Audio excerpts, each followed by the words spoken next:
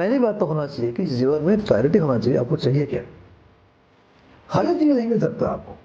आप मुझे बोले कि ज्ञान भी मिल जाए, धन भी मिल जाए, कोई जरूरी नहीं है, क्योंकि जो आप सोचते हैं वही आप पाते हैं। So talk about law of attraction. आप जानते होंगे, बहुत सारे वीडियो आपने देखा होगा, लॉ ऑफ अट्रैक्शन की बातें करते हैं। धन का मतलब, आपके लिए धन का मायना कुछ हो सकता है और किसी के लिए और कुछ हो सकता है। कुछ के लिए पैसा ही धन है, कुछ के लिए शांति ही धन है, कुछ के लिए ज्ञान ही धन है, किसके लिए प्रतिष्ठा ही धन है, और किसके लिए पावर धन है। जैसे राजनेता है, उसको पावर चाहिए, सत्ता चाहिए। आप शिक्षक हैं, लेक्चरर हैं, आपको ज्ञान चाहिए, मान चाहिए। आप बिजनेसमैन हैं, आपको पैसा चाहिए, आपके लिए वही धन है। तो अलग अलग लोगों के लिए धन की परिभाषा अलग अलग होती है। इसलिए जब मैं कहता हूं कि आपके चार्ट में 11वां घर जो है वो आय वाला घर है, धन वाला घर है, लोग इसको केवल पैसे से जोड़ते हैं। मैं कहता हूं कि नहीं, ये घर है आपके लिए जो भी विधायक चीजें हैं, जो आप चाहते हैं, जो आपके लिए अच्छा है। यदि आप डिफेंस में है, पुलिस में है, आपको क्या होना चाहिए? एनर्जी होनी चाहिए, निर्विकता होनी चाहिए, ऑर्गेनाइजिंग कैपेबिलिटी, लीडरशिप क्वालिटी होना चाहिए। आप बिजनेसमैन हैं तो बुद्धिमत्ता होना चाहिए। लॉन्ग टर्म देख कैसे पाए भविष्य को, आप कोई इंडस्ट्री को खड़ा करना चाहते हैं, रूपरेखा कैसी होनी चाहिए, 10 साल बाद कहां होगा, 5 साल बाद कहां पहुंचेंगे, 1 साल में कहां पहुंचेंगे, 6 महीने में कहां पहुंचेंगे, हर एक महीने कहां पहुंचेंगे, हर एक हफ्ते कहां कैसे गति करेंगे। ये जो प्लानिंग होती है बड़ी बड़ी, ये आपके थर्ड आई से मिलता है। तो सभी चीजों के लिए अलग अलग शक्तियों के लिए अलग अलग ग्रह होते हैं, प्लैनेट्स होते हैं। ये देखना पड़ता है चार्ट में कि जो अलग अलग प्लैनेट होते हैं ये आपके चार्ट में किस स्थिति में बैठे हुए हैं, उनकी पावर क्या क्या है।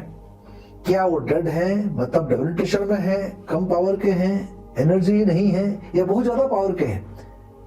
ज्यादा पावर के, बहुत ज्यादा पावर होना भी खतरे से खाली नहीं है। जैसे राहु का अति एक्साइटेड हो जाना है, मंगल का एक्साइटेड हो जाना, ये आपको बहुत एग्रेसिव बना सकता है। या बहुत कम पावर का हो जाने से आप एकदम डरपोक बन सकते हैं, आलसी बन सकते हैं, काम करने का मन नहीं करेगा आपका। तो जिंदगी में आप कैसे पाएंगे आप? तो जो बात कर रहे हैं कि विधायक चीजों की प्राप्ति करना और जो आपके लिए धन है उसको प्राप्त करना, उसके लिए आपको क्या करना चाहिए? पहली बात तो होना चाहिए कि जीवन में क्लैरिटी होना चाहिए, आपको चाहिए क्या। हर एक चीज नहीं मिल सकता आपको। आप मुझे बोले कि ज्ञान भी मिल जाए, धन भी मिल जाए, कोई जरूरी नहीं है, क्योंकि जो आप सोचते हैं वही आप पाते हैं। So talk about law of attraction. आप जानते होंगे, बहुत सारे वीडियो आपने देखा होगा, लॉ ऑफ अट्रैक्शन की बातें करते हैं कि जो आप सोचते रहते हैं वो आपको अवश्य मिलता है, यदि आपके सोच में दम हो, गहराई हो, निष्ठा हो और सतत प्रयास हो आपका, तब मिलेगा आपको। ख्याली पुलाव बनने से केवल हवा में ही मिलते हैं चीजें, फिर ख्याल में ही खाएंगे आप, या हवाई कीड़ा बनाएंगे आप तो हवाई कीड़ा रहेगा, हवा में रहेगा बातें। तो यदि आप प्लानिंग तो बड़े बड़े करते हैं लेकिन क्रियान्वित कर नहीं पाते हैं आप। क्यों नहीं कर पाते हैं? क्योंकि करने की शक्ति नहीं होती, इच्छा नहीं होती है। प्लानिंग बहुत लोगों को देखा है मैंने, बड़े बड़े प्लान्स होते हैं और प्लान को सुन के आप एकदम इंप्रेस हो जाएंगे, अरे बाप रे क्या इसका दिमाग है, लेकिन जिंदगी में कुछ नहीं कर पाते हो। कुछ लोग बहुत कुछ प्राप्त करते हैं लेकिन अचानक ऐसे गिरते हैं कि एकदम खत्म हो जाते हैं, मतलब रास्ते पे आ जाते हैं। क्यों ऐसा हो जाता है? शनि का प्रभाव को समझिए। मैं हरदम कहता हूं कि Saturn behaves like a GPS in your life. जैसे जीपीएस आपका सही रहेगा तो सही रास्ते में चलेंगे, सही जगह पहुंचेंगे, सही स्थान पे पहुंचेंगे। लेकिन जीपीएस यदि फॉल्टी है तो आप गलत जगह पहुंचेंगे, गलत समय पहुंचेंगे। तो जिस उद्देश्य से चले थे वहां तो पहुंचेंगे नहीं आप जिंदगी में। तो सबसे पहले तो क्लैरिटी होना चाहिए लाइफ में कि आपकी चाहत है क्या, इसको पहचानिए। तो ये चाहत है क्या, ये समझने के लिए भी आपको थर्ड आई की पावर चाहिए। थर्ड आई यदि आपका ठीक नहीं है तो आप सोच नहीं पाएंगे, जान नहीं पाएंगे आपको जाना कहां जिंदगी में। यदि आपके चार्ट में केतु ठीक नहीं है तो फिर ये कंफ्यूजन पैदा कर देगा आपको। धुआं में जैसे आप जा रहे हैं, पता नहीं कहां जा रहे हैं आप, तो कहां जाना है, कैसे जाना है, कब जाना है। कब जाना का मतलब ये हुआ कि जो काम आप करना चाहते हैं वो काम रिलेटेड ग्रह कौन से हैं, ग्रह चार्ट में कहां बैठे हुए हैं, किसके साथ बैठे हुए हैं, वो ग्रह कहां कहां देख रहे हैं, उस ग्रह को कौन कौन बाकी ग्रह देख रहे हैं, आपकी क्या चल रही है महादशा अंतर्दशा, ये सबके विवेचन जो चार्ट में होता है तो आपको ये इनपुट मिल जाते हैं कि भाई इस चीज को अभी हमें स्टार्ट करना चाहिए। कई बार मुझे पास लोग आते हैं, कहते हैं कि सर अभी मैं जॉब में हूं, अच्छे खासे पोस्ट में हूं, लेकिन मैं चाहता हूं कि मैं एंटरप्रेन्योर बनूं, अपने हिसाब से काम करूं। तो मैं उनको वही सलाह देता हूं कि पहले पूछता हूं कि आप करना क्या चाहते हैं। नहीं, सोचता हूं कि देखता हूं कुछ करूंगा, कुछ करना तो चाहता हूं। नहीं, ऐसा नहीं होता है। पहले अपने स्ट्रेंथ वीकनेस को एनालाइज कीजिए, चार्ट पे देखिए कि जो आप लाइन में काम करना चाहते हैं वो लाइन वाला काम आपको सूट करता है कि नहीं करता है। वो सूट करेगा तो उसके बाद आपको काम करना चाहिए, प्लानिंग करनी चाहिए, योजना करनी चाहिए। कोई भी काम करने से पहले क्लैरिटी और प्लानिंग, क्लैरिटी और प्लानिंग जो है ये आपके थाने से आती है, ये आप कंट्रोल करता है आपका शनि ग्रह, तो ध्यान रखिए आप। लेकिन विवेक से काम नहीं करेंगे आप, नॉलेज अप्लाई नहीं करेंगे, काम करेंगे आप तो फंस सकते हैं गलती में। मैं एक ऐसे व्यक्ति को जानता हूं, अच्छा खासा बहुत बड़ा बिजनेस था, मतलब उनकी अपनी एक बड़ी संस्था थी, मतलब मैट्रिमोनी का संस्था चलाते थे। अब तो पूरा ठप हो गया क्योंकि उनके चार्ट में जो बुध ग्रह था अच्छा नहीं था और शादी वाले घर में बैठा था, तो एक्स्ट्रा मैरिटल अफेयर्स में फंस गए। अब एम्बिशियस थे, इतना बड़ा बिजनेस खड़ा कर दिया उन्होंने, लेकिन ये ध्यान दे रखा कि भाई इस स्थिति में ऐसा यदि हो जाएगा अपने स्टाफ के साथ में तो बिजनेस में कितना इसका बुरा असर पड़ेगा। पर्सनल लाइफ बेकार हो गई, बदनामी और हो गई और काम बंद करना पड़ा उनको। तो मैं ये कह रहा था आपको कि कुछ लोग बना तो लेते हैं लेकिन बिगाड़ देते हैं। केवल बना देना नहीं है, उसको मेंटेन करना है। मेंटेन करने के लिए आपको सतत प्रयास करते रहना पड़ता है और आपको कंटिन्यूअस एफर्ट डालते रखना पड़ता है, तभी आप रह सकते हैं। जैसे कि एयरक्राफ्ट है, टेक ऑफ करता है, लेकिन यदि एक लेवल में जाके वो जो फ्लाई करके जाता है तो it is maintaining the momentum, energy लग रहा है ना फ्लाई करने के लिए। वैसे ही आप जिंदगी में जब ऊपर पहुंच जाते हैं तो उसको सस्टेन करते हुए आपको आगे चलना है आपको, तो उसके लिए बुद्धि, विवेक, समझदारी, इमोशनल स्टेबिलिटी, ऊर्जा का संतुलन, ये सब कुछ चाहिए। मानिए कि आप काम बहुत बढ़ा लिए, काम इतना बढ़ा लिए हैं कि स्ट्रेस बिल्डअप हो गया, आप स्ट्रेस हैंडल कर नहीं पा रहे। यदि आपके चार्ट में सूर्य और बृहस्पति अच्छे नहीं होंगे तो आप स्ट्रेस को हैंडल नहीं कर पाओगे आप, क्योंकि सूर्य और बृहस्पति जो है ये आपके मणिपुरा चक्र में यहां जो है यहां काम करते हैं।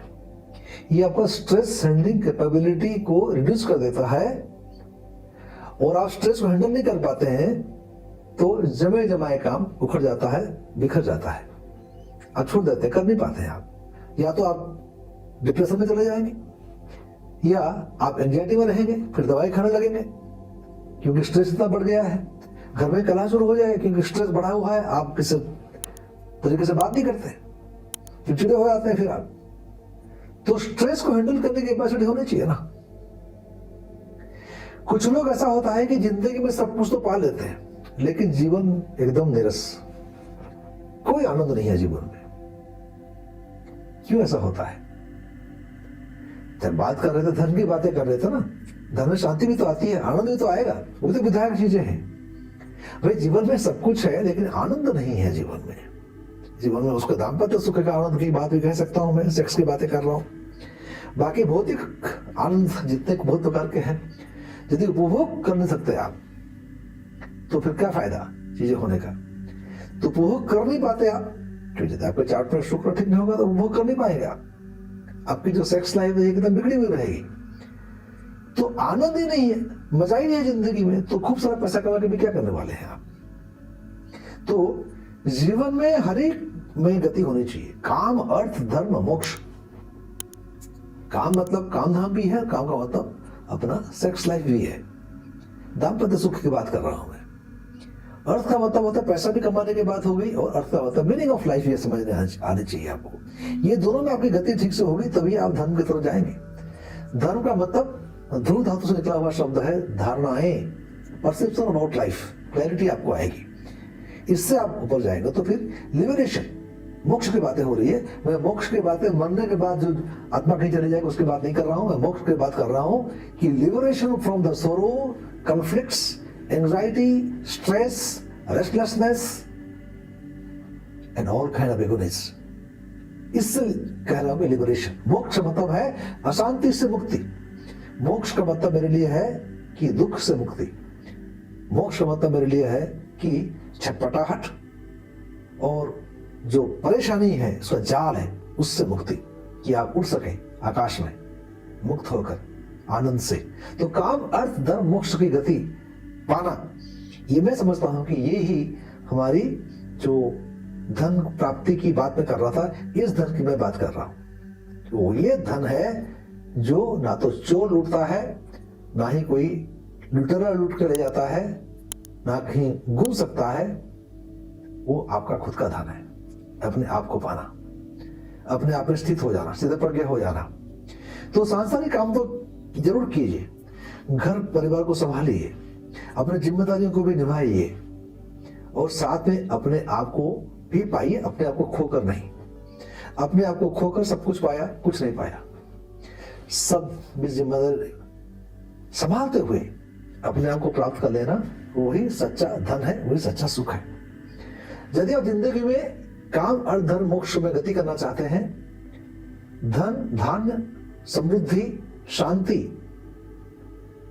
सम्मान, प्रतिष्ठा, सब कुछ चाहते हैं, तो आप अपने कुंडली का विश्लेषण करवाइए। नीचे दिए हुए नंबर पे आप संपर्क कीजिएगा। अपने चार्ट को एनालाइज करके हर एक ग्रहों की स्थिति को समझिए, क्या महादशा अंतर्दशा गुजर रहे हैं उसको देखिए, आगे क्या क्या टाइम आने वाला है उसकी तरफ थोड़ा नजर डालिए, और अपनी जिंदगी को नई मोड़ दीजिए। उस मोड़ से मुड़ के अब जहां जाएंगे वही होगा आपका निर्वाण का, मोक्ष का, लिबरेशन का मार्ग। वही आपका होना चाहिए गंतव्य, कि सुख और शांति और अपने आप में परिपूर्णता का बोध, ये आपको मिलेगा। अगले वीडियो में और किसी विषय में चर्चा करेंगे। तब तक के लिए आगे रहिए मुझे। नमस्कार, जय हिंद, जय भारत, वंदे मातरम।